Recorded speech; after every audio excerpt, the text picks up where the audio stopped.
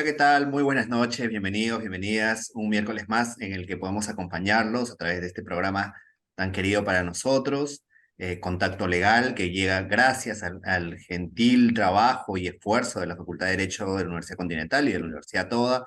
Saben que nos pueden ver a través de todas las redes sociales y estamos muy agradecidos que así sea. ¿Cómo estás, Cristian? Buenas noches. Muy buenas noches, mi querido Julito. Muy bien, como contento, nuevamente, como siempre bien dices, todos los días miércoles aquí a las 7:15 de la noche para tratar temas de plena actualidad con invitados e invitadas de primer nivel. Y la agenda del día de hoy, de hecho, está más bien enfocada a una sentencia del Tribunal Constitucional que ha salido hace relativamente poco. Quizá, mi querido Julio, nos puedes poner en contexto para que nuestro público se aproxime al tema que vamos a desarrollar el día de hoy.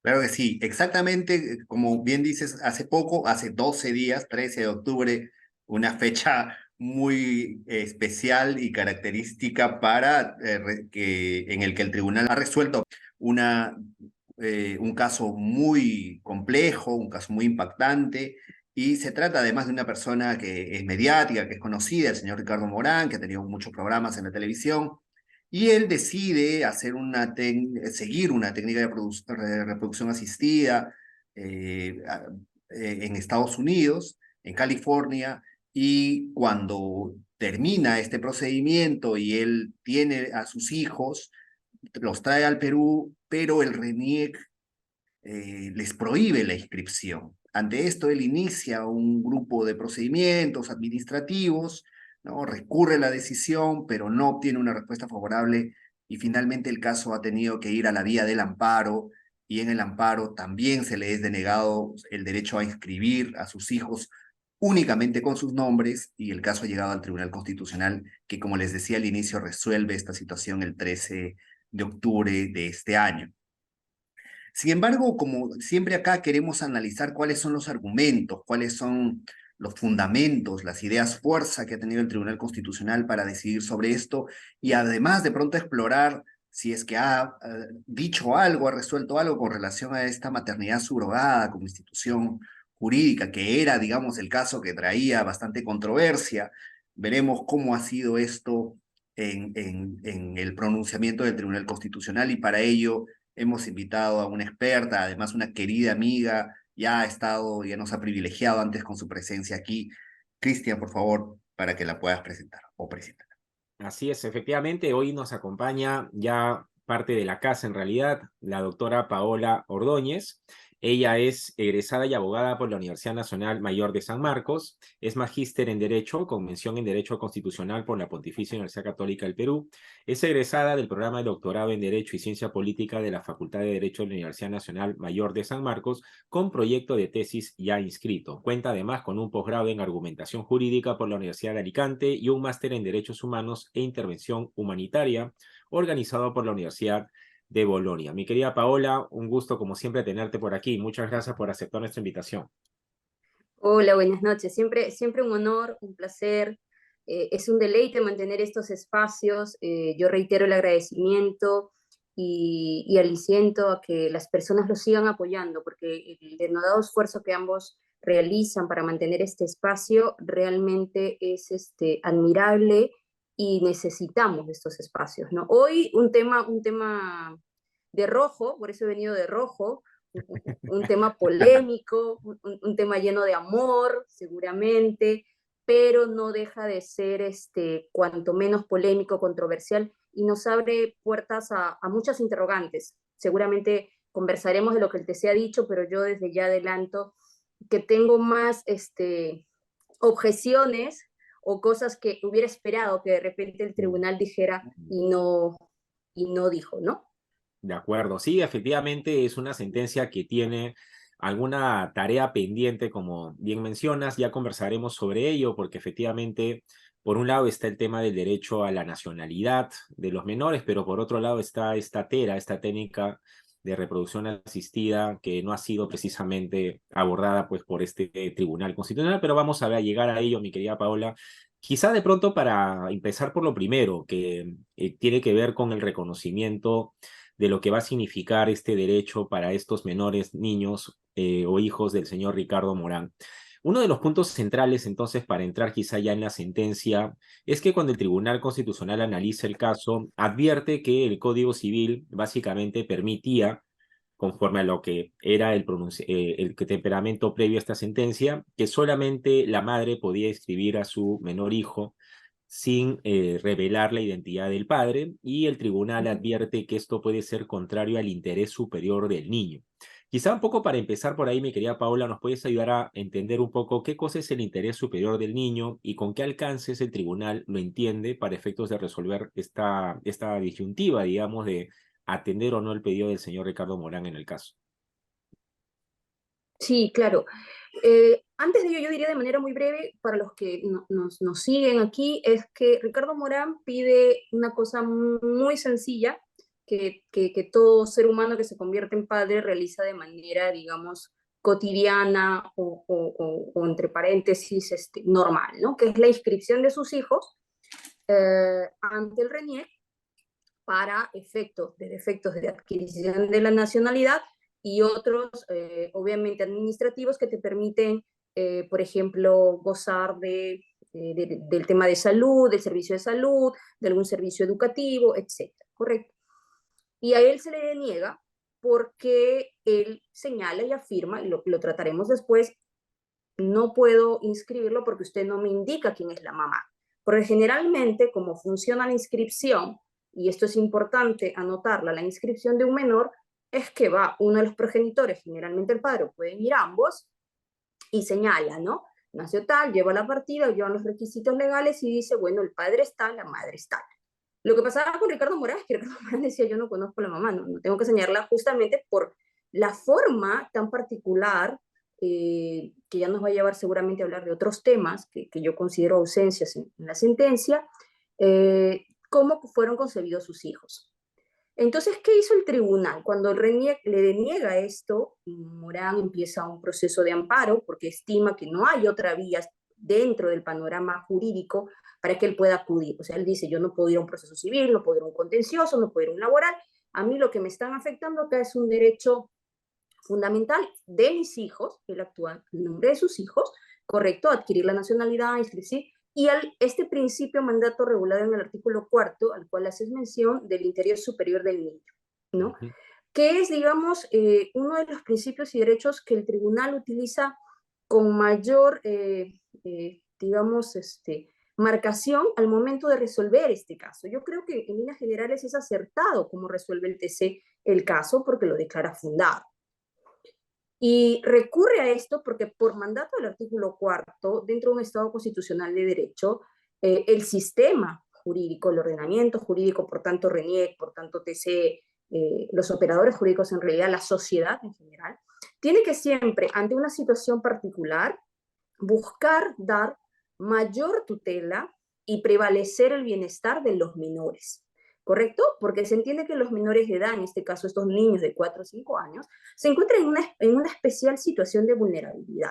Entonces es mandato de la Constitución también para todo el ordenamiento nuestro procurar siempre en nuestro razonamiento dar una mayor protección a este grupo especial que son los menores de edad, ¿no? Prácticamente creo que ese es, digamos, uno de los pilares, y el otro es igualdad, que el TC, digamos, refuerza o sobre los cuales asienta la respuesta que en mayoría da, ¿no? Pero uno de los temas transitorios que también parecen interesantes, además de los que ya tú señalas, tanto el interés superior del niño como igualdad, es un derecho que el propio tribunal dice es un derecho poco estudiado, poco popular, que es la inscripción del nacimiento y que, como bien decías, da lugar a otros derechos. Esto puede ser confuso, puede llevar a dudas, sobre todo porque no es un derecho muy claro. Incluso el tribunal, siguiendo la ONU, dice que el niño no inscrito es un niño sin derechos. Entonces, ayúdenos, por favor, a comprender cómo es este derecho a la inscripción al momento del nacimiento, para luego, de pronto, verificar el tema de la igualdad, que también es un tema sustancial.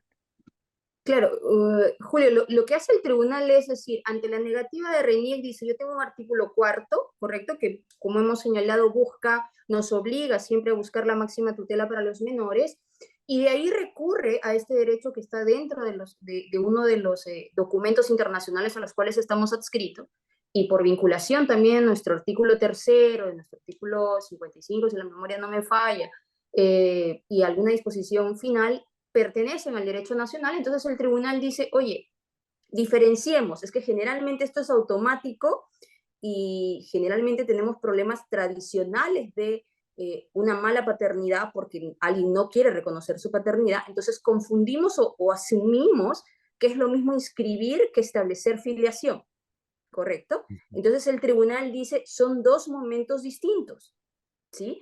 Son dos situaciones distintas que generalmente en una situación, digamos, cotidiana, ¿no? Constante, común, alguien va, inscribe y reconoce, ¿sí? Entonces, pero el tribunal dice aquí no, diferenciemos. Todo niño, todo menor necesita una inscripción porque inscribir expresa o es el reconocimiento jurídico de su existencia. Y este reconocimiento jurídico de su existencia va a permitir que yo pueda identificarlo, derecho a identidad mínimo, vinculación jurídica en tema de nacionalidad, es decir, el vínculo de este menor con un Estado en particular, en específico con el Estado peruano, y como nosotros sabemos, tenemos los dos mecanismos de adquirir la nacionalidad, en este caso, jus sanguinis, porque su padre es peruano, pese a que a los menores nacieron en Estados Unidos. Entonces, lo que el TC recuerda aquí es, necesitamos inscribir a estos menores para salvaguardar otros derechos que van de la mano o que requieren de la inscripción para que ellos se puedan hacer efectivos, ¿correcto? Entonces, y después dice, ok, eso lo diferenciamos de la filiación, que es el reconocimiento de la pertenencia y de cual también van a nacer, obviamente, otro libro del derecho civil, digamos que tiene que ver con temas hereditarios, con temas de, digamos, obligacionales, alimentarios, pero el TC deja de lado eso, ¿no? Y diferencia estos dos momentos para pronunciarse por la inscripción, porque lo que los menores del señor Morán estaban requiriendo es en principio una inscripción, que es el primer paso y que no les estaba permitida, porque el padre señalaba que desconocía o no quería brindar el nombre de la madre. Y este era un requisito esencial dentro de los requisitos de RENIEC para que se pueda asentar o realizar la inscripción.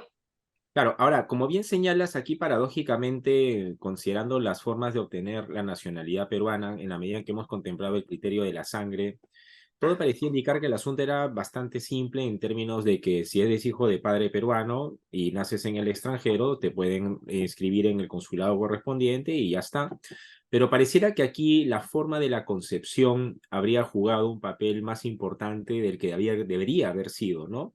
Entonces, quizá ahí podríamos entrar a este asunto vinculado de cómo es que este factor o elemento o esta circunstancia de cómo finalmente se da la concepción y nacimiento de estos menores se valora en las instancias anteriores y cómo valora el Tribunal Constitucional en su sentencia al momento de resolver, porque efectivamente las instancias anteriores es como que le dan un peso significativo, paradójico digo, porque en estricto, si vamos a lo que está regulado para otorgar la nacionalidad por la sangre, no pareciera ser un factor tan determinante.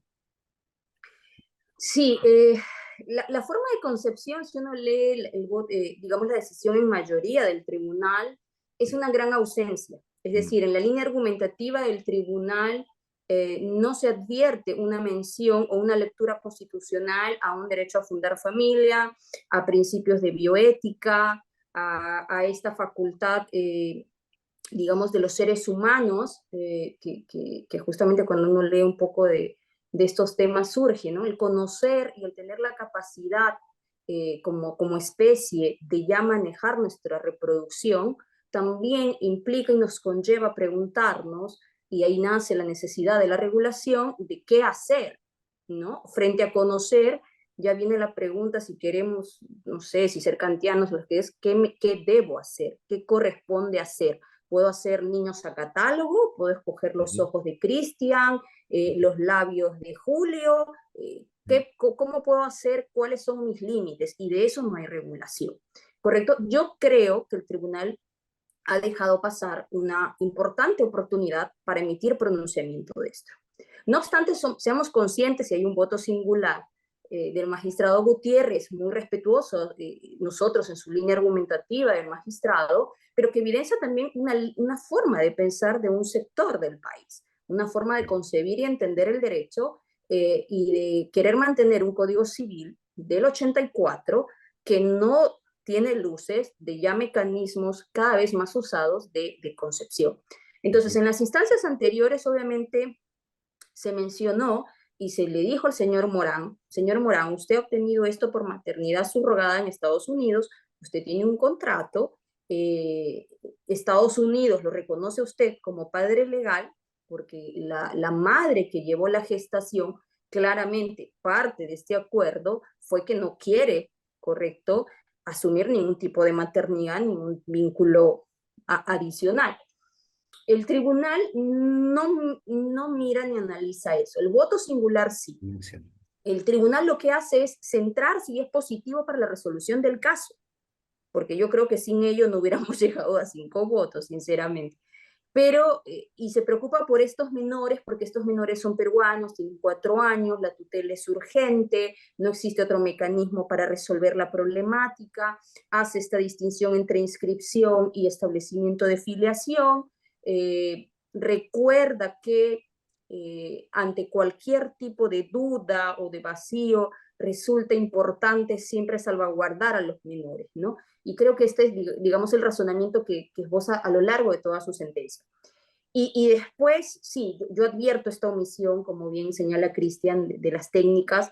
Creo que incluso en la línea jurisprudencial del tribunal no hay todavía algún lineamiento sobre principios de bioética. Es decir, tenemos un artículo 7º de la Ley General de Salud que tiene estos enunciados que dicen siempre que la gestación, digamos, coincide entre la madre genética y quien lleva la gestación, ¿no? Siempre que, como se entiende, no ha habido lectura de eso, no ha habido desarrollo, no ha habido pautas, pero esperemos que se presente el caso.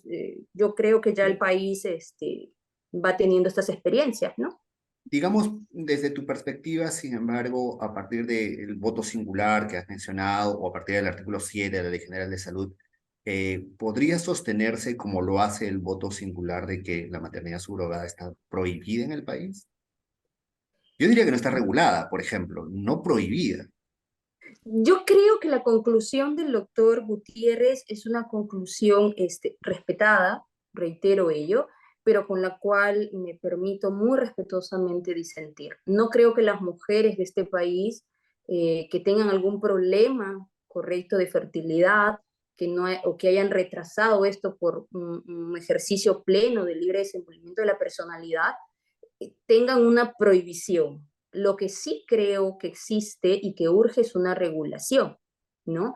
Y no dejar tampoco a la autonomía, al ejercicio privado, ¿no? Como si fuera un mero contrato de servicios, ¿no? Usted quiere un corte de pelo, quiere una trencita, no, tampoco estamos hablando de ello. Por eso el señalamiento de que es importante un pronunciamiento acompañado de bioética. Ciertamente la bioética, pues como disciplina, bueno, como interdisciplina, una disciplina que reúne muchos enfoques, nace en el 70, entonces tampoco es que digamos que tenga mucho desarrollo, y por ahí podemos explicar por qué todavía en la línea jurisprudencial miramos esa ausencia, ¿no? Ahora, ¿cuál sería tu posición? Porque es un tema a veces difícil de comprender, que lo que no está prohibido, perdón, está permitido. Es decir, en estricto el artículo 7 de la Ley General de Salud, digamos que omite alguna referencia expresa a la maternidad subrogada. De hecho, sí hay otra referencia a algunas cuestiones proscritas, pero ni siquiera en esa parte final del artículo 7 hace mención a la maternidad subrogada. Entonces uno dice, bueno, si lo que no está prohibido está permitido, en rigor no es ilegal, vamos a ponerle esa etiqueta, acudir a este procedimiento.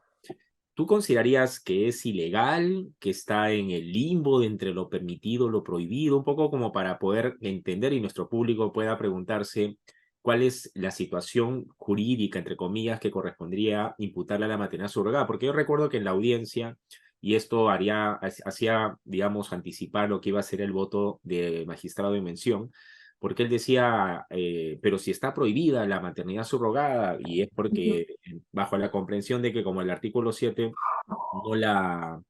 no hace referencia a ella, la comprensión del magistrado en cuestión es no se puede.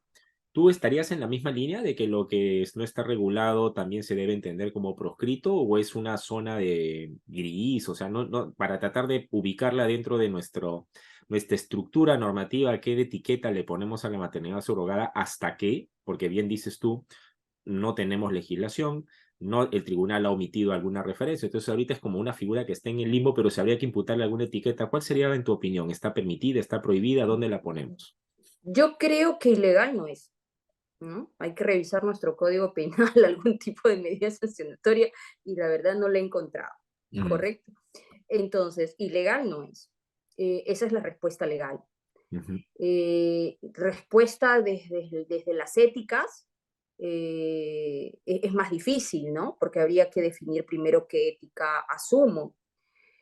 Yo creo que es un mecanismo que existe, que las mujeres recurren a ello y que en la actualidad no es ilegal, pero que se encuentra sujeto solamente, y esto es peligroso también para las propias peruanas que recurren a este mecanismo, a la autonomía de la voluntad y a la regulación, si quieres, desde el derecho civil, ujú. ¿no? Entonces, ilegal no es, no existe, tendríamos que llegar por otras técnicas, quienes somos abogados para resolver este tipo de situaciones sabemos, pero no existe regulación específica. Ahora, eso tampoco significa de que ante una, digamos, ante una técnica de maternidad subrogada realizada en el país y que después se presente algún problema en que la madre que llevaba la gestación no desea entregar al niño, etcétera, no obtenga solución. O sea, el Mm, derecho te tiene que brindar una solución y eso lo sabemos. Creo que la postura del magistrado en el voto singular más bien responde a una maternidad más tradicional, mm, ¿no? Tal vez ese temor de abrir, correcto, eh, la puerta o la ventana a mecanismos de biotecnología, de avanzada de la ciencia, desconocidos y que obviamente generan pues eh, cuanto menos cierto temor o desconocimiento, correcto, hacia dónde vamos, cuáles son los límites. Pero ilegal no es. Tendríamos que obtener una respuesta a través de técnicas de interpretación y explicación de principios, seguramente si tuviéramos algún caso específico que resolver realizado en Perú. Ahora, sabemos todos que acá hay clínicas que ofrecen ese tipo de Es. servicios. O sea, Ujú. eso es innegable, ¿no? Entonces, que se realizan, sí. ¿Y cuál es la regla que gira ahí? Es la regla del derecho civil. Todo se realiza, legalícelo ante notario, es un servicio que te da la clínica y ya está. Hay congelamiento de embriones, de óvulos, de esperma.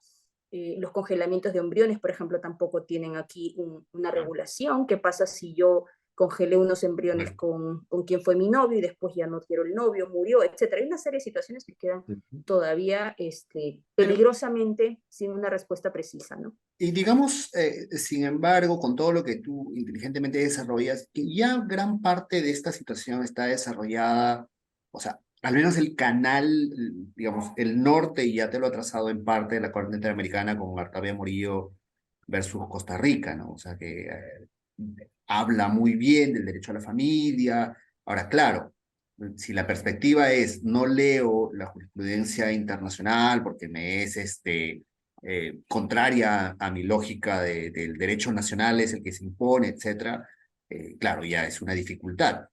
Pero en parte, digamos, el trabajo está hecho, ¿no? Por ejemplo, Artavia Morillo sirve para que pues, la justicia constitucional, no en el Tribunal Constitucional, sino en las salas, por ejemplo, repiense el caso de la entrega de la píldora oral de emergencia, ¿no? Que finalmente ha sido un logro también, digamos, del Poder Judicial. Sí, pero la ratificó el tribunal este año, ¿no?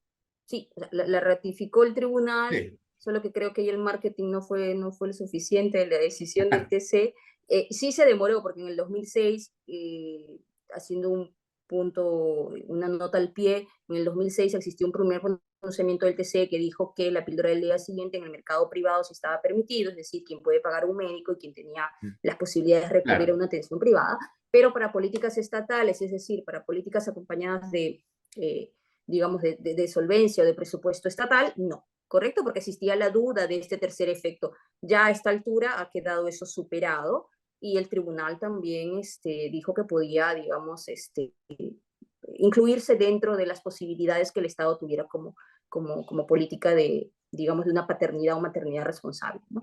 Claro, los pronunciamientos de la Corte son interesantes, pero tú mismo nos has dado la contrarrespuesta, es decir, va a depender mucho de la composición del colegiado de nuestro tribunal, va a depender mucho de la lectura que ellos le den y el acogimiento que tenga, digamos, en la sede, en el seno, el TC, de los pronunciamientos de la Corte. Yo creo que este tribunal, no solo porque trabajo en el TC, pero es un tribunal más intuitivo, que todavía dentro de todo permanece unido. Existen discrepancias, como en este caso con el doctor Gutiérrez, pero que tienen otros pronunciamientos que sí nos dan luces de que tenemos, digamos, un TC que va a ir pro derechos, ¿no? Ahora, en relación a, claro, el camino está demarcado, qué es lo que, digamos, el Estado debería, o cuál sería, digamos, la vía por el cual el Estado debería, o cómo debería tutelar los embriones y lo demás. Yo sí ahí me permito señalar que, claro, los pronunciamientos de la Corte también forman ahora dentro de lo que nosotros conocemos del concepto de bloque de constitucionalidad y por tanto son relevantes. Pero también es cierto que el derecho va, creo yo, no sé qué opinan ustedes, pero va reconociendo lo que la sociedad también va queriendo reconocer, ¿no? O sea, es un poco de la mano, porque, mira, tenemos un código del 84, hace muchísimos años las técnicas de reproducción están en el país y todavía nuestra sociedad como que no ha querido hablar sinceramente del tema, ¿no? Entonces, yo creo que va por un tema cultural también. Ahí sí como que cuando el doctor Gutiérrez en alguno de sus señalamientos habla De la de este cultura factor constitucional. cultural, creo que de una u otra manera algo de razón tiene. No obstante, la lógica de la defensa de los derechos debe primar, en eso sí estamos de acuerdo. Creo que el señalamiento de la Corte va a servir definitivamente. Y esperemos que llegue el caso hecho en Perú, ¿no? Es decir, que la técnica sea realizada en Perú para finalmente hablar de estos temas, porque a nivel regional estamos un poco atrasados, y no bastante, ¿no? En Colombia ya se está discutiendo a nivel de parlamento sobre una ley específica para la maternidad subrogada. A nivel de Argentina, muchos, digamos, exámenes de fertilidad, etcétera, pertenecen al bloque básico de cualquier atención médica en Argentina. En cambio, nosotros todavía no, ni siquiera discutimos del tema, ¿no? Directamente. Los efectos de la sentencia son para el caso, digamos, Ricardo Morán, ¿correcto? Okay. Los efectos de la sentencia son, y lo dice claramente el tribunal, inaplica para ese caso. Da señalamientos y yo creo que va a depender más del Parlamento si acoge, en cuánto tiempo lo acoge, cómo acoge esta exhortación que el tribunal hace, ¿no? De decirle digamos, al Congreso, existe esta urgencia en que regules estos temas y por el momento ya como que susurra cuál debe ser el razonamiento de nuestro tribunal respecto a que los varones también se encontrarían en una situación en ejercicio del derecho de igualdad y no discriminación. Si es que ellos quieren ir a escribir y no señalan quién es la madre, se les permite realizar esta inscripción. Pero el efecto de la sentencia es interpantes así restrictivo. O sea, yo no veo ahí. Claro, pero digamos que esto significa, para cerrar este punto, que imaginemos que yo sea señor Ricardo Morán, segunda parte, voy donde RENIEC y es prácticamente que voy a seguir un ritual, porque ya se sabe que si el caso finalmente vía recurso de agravio llega al tribunal, ya sé que voy a recibir, pero es como, digamos, es hacer al ciudadano, al padre de familia, pasar por un camino tortuoso cuyo resultado, destino o finalmente la meta, ya se sabe finalmente cómo va a ser. O sea, sintiendo tu posición y entiendo por supuesto porque es un proceso de amparo en el que se ha resuelto conforme a las circunstancias particulares del caso, pero podríamos suponer que el camino va a ser tortuoso al tribunal, porque entiendo lo de RENIEC, pero podría darse el caso que el Poder Judicial ya acoja el temperamento del tribunal y no hacerle padecer Yo al padre de familia hasta que llegue el recurso de agravio al Tribunal Constitucional, porque si no estamos hablando, porque el caso de No, señora yo creo que eso sí puede pasar. Sí, definitivamente, Cristian. Yo creo que eso sí puede pasar. Pero no creo que Renier cambie su actuación, porque como bien ha señalado, ellos responden a un principio y no van a quebrar su quehacer, ¿no? Dentro de sus competencias, y en tanto no tengan una directiva que varíe lo que diga la aplicación del artículo correspondiente del Código Civil, no va a cambiar la situación. Ahora, a nivel de judicatura, creo que tanto órgano competente como Poder Judicial y TC, creo que van a entender y esto no tendría ya por qué volver a llegar al tribunal, ¿no? Yo creo que eso sí podría pasar, pero que Sí, el camino administrativo se va a dar, yo creo que sí, en tanto no exista algo que varía ahí a nivel de regulación, no creo que el RENIEC cambie de proceder. yo tendría la misma esperanza que tú respecto al Poder Judicial, bastante esperanza, pero no necesariamente es una obligación, inclusive seguir una sentencia con efectos concretos del Tribunal Constitucional, o al menos así no lo logra entender todavía el Poder Judicial. Muchas veces se aparta de las decisiones porque no tienen calidad de precedente. Y digamos, para solucionar el tema en integral hubiera sido quizá importante, adecuado, fijar un precedente, ¿no te parece? Sí, sí, yo también creo, por eso te digo, yo ni siquiera doctrina he llegado, ¿no? Entonces, Ni siquiera, sí. ni siquiera doctrina, o sea, ha sido una solución a un caso, y yo creo que eso sí es positivo del tribunal. Si hay algo que reconocerle al tribunal es que el tribunal, este colegiado, ha identificado un caso clamoroso, urgente de justicia, pero muy prudente, y como es su proceder en estos últimos años, ha decidido dejarle al Congreso el trabajo que les corresponde, es decir, regula. No ha establecido un estado de cosas inconstitucional, no ha Así es. establecido una doctrina, mucho menos un precedente. Entonces ha querido ser muy cauto porque creo yo que reconoce, ¿no? Lo polémico, lo novedoso del tema, el impacto que pueda tener en el derecho civil, en cómo se concibe el concepto de familia, las inscripciones, nuestro sistema de reconocimiento, nuestro sistema de filiación, nuestro sistema hereditario. Entonces, ha entendido que es como un efecto dominó y por eso creo que ha sido optado por esta vía Wow. prudente, ¿no? De Ahora, suma prudencia, diríamos. digamos, retomemos un poco porque, claro, digo, la espontaneidad de las preguntas a veces nos permite volver un poco y también retroceder a temas que han quedado en el tintero, porque el último pilar, quizá el bastión fundamental del tribunal es precisamente el derecho a la igualdad, ¿no? El tribunal dice que hay una discriminación entre hombres y mujeres porque a la mujer se le permite inscribir sin decir, sin declarar los apellidos del padre y al hombre no. ¿Cómo, o sea, más allá de que esta es la conclusión, cómo sustenta esto el Tribunal Constitucional, que digamos es la razón más fuerte, ¿no? Sí, primero reconozcamos que el tribunal reconoce, ¿no? Que existe una apertura, un permiso para que las mujeres, en reconocimiento también de algo fáctico, ¿no? Es decir, del nivel de madres solteras, del nivel de familias monoparentales, el nivel, digamos, de paternidad no responsable en el país, se permitió desde hace algunos años a las mujeres, correcto, realizar justamente para tutelar y en defensa y ejercicio de este principio de supremacía del menor, para que tenga una identidad, que las mujeres se personas realizan la inscripción sin señalar ni tener por qué indicar quién es el padre. ¿Correcto? Y esto está habilitado para las mujeres. Entonces, el TC lo que señala, haciendo un test de proporcionalidad, es verificar si este tratamiento diferenciado, correcto, en no permitirle hacer lo mismo a los varones, porque claro, desde una óptica o una concepción tradicional, biológica, alguien diría,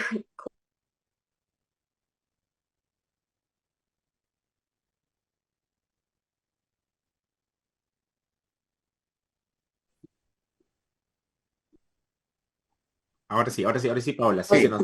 ahora sí, Sí. ¿cómo un varón puede llegar a está la más raro el situación internet. de no tener o sea, de tener un hijo y no saber quién es la mamá, ¿no? Entonces, esto desde la visión tradicional, claro, era casi impensable, ¿no? Es decir, ¿cómo me vas a decir que tú, varón, tienes un hijo y no sabes de quién es, ¿no? O desconoces de quién es? Hoy con el avance de la biotecnología y con esta capacidad nuestra humana de conocer y manipular hasta cierto punto nuestras formas de reproducción humana, sí es posible. Entonces el tribunal lo que ha dicho es, ante situaciones realmente particulares, se tiene que habilitar que los varones también puedan acudir a realizar la inscripción, ¿correcto? Y esta prohibición o esta diferenciación que se sustenta solamente en el sexo de los padres, no supera su principio de necesidad y por tanto es inconstitucional y así lo declara. Pero hasta ahí llega y por eso da la exhortación. No se animó, como decíamos, a hacer una doctrina, digamos, a tener un impacto mayor a través de la sentencia, ¿no? Simplemente deja su punto de vista y, como se diría en lenguaje futbolístico, le tira la pelota para que marque el gol el Congreso, ¿no? Ya será en cancha del Parlamento si Claro. anotan o no. Ahora, justo hablando del tema de la igualdad y no discriminación, hay un extremo de la sentencia que no sé si lo podemos conversar dentro de los minutos que nos quedan, que es que también el Tribunal Constitucional exhorta al Congreso para crear una suerte de registro reservado en el que el padre sí tenga que registrar el nombre de la madre, ¿no? Pero es reservado, ¿no? Y se inscribe el registro de la madre y posteriormente el menor podría acceder a él si así lo desea. ¿Cuál es el fundamento para crear ese registro reservado que el tribunal pretende, o mejor dicho, que exhorta que el Congreso así lo cree? Y lo paradójico, no sé si lo ves desde esa perspectiva, es que por un extremo se sustenta en base al principio de igualdad para abrir la puerta a que el padre pueda proceder al registro, pero resulta que este registro reservado, que también exhorta el tribunal a que el Congreso lo cree, es solamente para el padre y no para la madre, el tema del registro digamos, de la persona con la cual tiene el menor. ¿Cuál es el fundamento para crear este registro y hasta qué punto no es precisamente contradictorio que solamente el padre tenga la obligación o la facultad, digamos, de registrar la identidad de la madre, ¿no? Con lógica reservada y no la madre en el supuesto de la identidad del padre? Tu análisis es formalmente y dentro de la lógica del derecho acertado, Cristian. Pero creo que hay un elemento importante que los abogados a veces y en ocasiones soslayamos, ¿no? Y es el elemento cultural.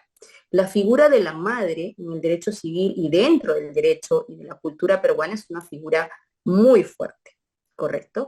Entonces, si tú me preguntas, Paola, ¿coincides en que no adviertes algún tipo de incongruencia en decir, oye, vamos a proponer la igualdad, entonces varones y mujeres van a poder realizar la inscripción, pero al mismo tiempo estás abriendo solamente una especie de registro secreto para que los padres indiquen secretamente quién es la madre y el menor lo pueda hacer? Si la lógica es tutelar, porque esto sí es viable, es decir, eh, digamos, la obligación de Morán o la no obligación de Morán es de Morán, de no decir el nombre de la madre, pero está el derecho de querer conocer los orígenes de los menores mañana, y esa posibilidad también tiene que estar tutelada por el derecho, ¿correcto? Si mañana Camila, no me acuerdo cómo se llaman los hijos de Morán, Emiliano quieren conocer a su mamá, tendrán que iniciar aquí y tendrán que terminar en Estados Unidos para conocer un poco sus orígenes genéticos, ¿no? Porque ellos conocen a quien llevó la gestación, pero no conocen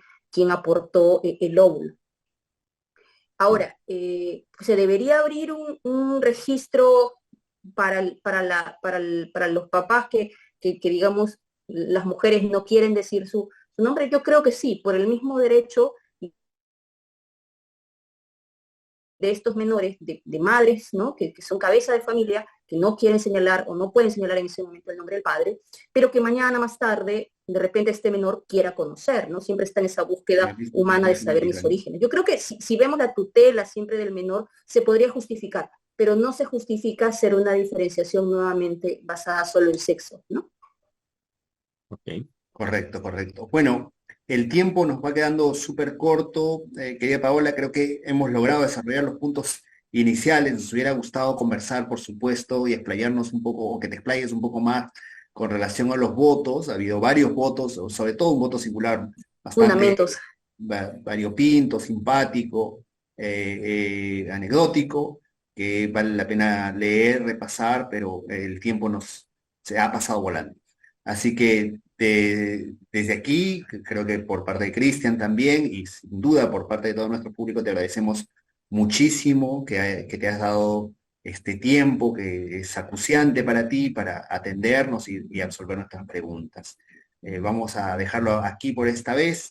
Yo aprovecho también para despedirme de nuestro querido público hasta la siguiente semana. Cristian. Así es, efectivamente. Muchas gracias, mi querida Paola. Un gusto siempre escucharte y tenerte aquí. Ya sabes que es tu casa, que no sea la segunda, que sea tercera, cuarta y quinta vez que te tengamos aquí con nosotros, por favor, desde ya comprometida. Y quizá algunas palabras finales para nuestro público también, por favor, mi querida Paola. Muchísimas gracias. Mantengamos vivo contacto legal. Yo creo que es un espacio semanal que se debe mantener. Seguramente por ahí están los alumnos de UPN, de San Marcos, de USIL, y está dirigido para ellos. Y así que muchas gracias. A mantener vivo este espacio. Excelente, muchas gracias. Bueno, amigos y amigas, doctores y doctoras, así llegamos al final de este espacio creado para todas y todos ustedes. Ya saben, los días miércoles a las 7:15 de la noche nos pueden seguir en las diferentes redes sociales, así que estaremos en comunicación para anunciar nuestro próximo tema invitado. Más bien aprovecho para que tengan en cuenta, por favor, que el próximo miércoles, 1 de noviembre, en la medida en que es feriado y para tomar un merecido descanso y también nuestros invitados, invitadas lo merecen. Nos reencontramos por si acaso en la semana subsiguiente. Así que ya estaremos informando del nuevo tema y el invitado o invitada que nos acompañará. Que tengan una muy buena noche y que estén muy bien. Excelente. Chao, nos vemos. Gracias.